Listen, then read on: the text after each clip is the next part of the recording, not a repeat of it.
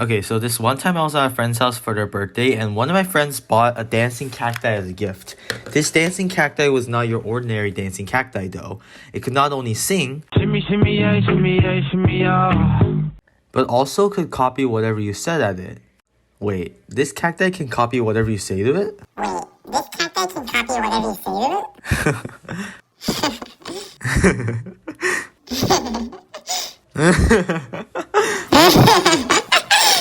I would call this a life hack. Now, why would I call this a life hack?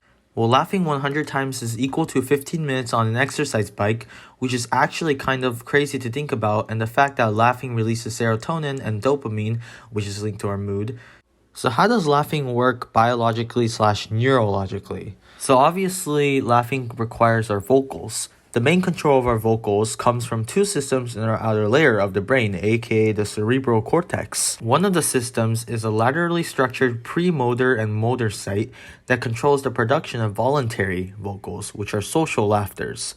Another one of these systems is supplementary motor area and anterior cingulate, which controls involuntary vocals, which are actually linked to pathological conditions.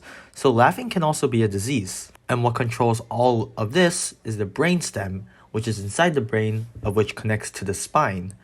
Between voluntary, aka social laughter, and involuntary, an example of involuntary laughter would be like tickling, where you can't control your laughter, is that involuntary laughter had a much more greater engagement in the hypothalamus, which kind of makes sense because the hypothalamus controls automatic functions.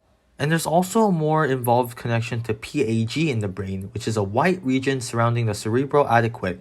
PAG controls autonomic systems and involuntary actions, such as regulating heart rate, blood pressure, and kind of like the hypothalamus. And this actually makes sense, since PAG also produces vocalization and fearful/defensive actions. And also, PAG, hypothalamus, and the anterior cingulate are inside the brain. Pretty cool, honestly. I didn't even know that voluntary and involuntary laughter were distinct forms of laughter in the first place. Now this brings on to the question, was this cacti that I made me uncontrollably laugh an involuntary or voluntary laughter?